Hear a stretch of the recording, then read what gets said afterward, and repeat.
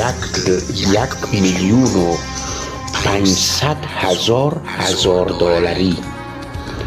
$1,500,000 از هر حاجی ساک کن. آفرین. $10,000,000,000.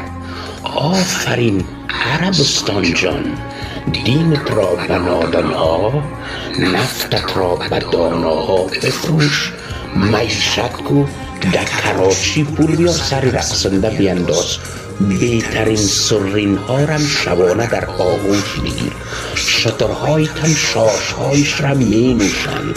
قربانشان 3.5 لک حاجی از افغانستان رفته، مال موزی خوراک غازی.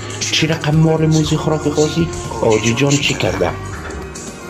گفته همون زنکه پس پایش عمق کسیدگی، در طول عمر هیچ چیز را نده. امشبک دلش شده که 1 کیلوگرم گوشت گوسفند به خرخانه ببره، امو را نخریده، امو را تف کده و درون بکس مانده.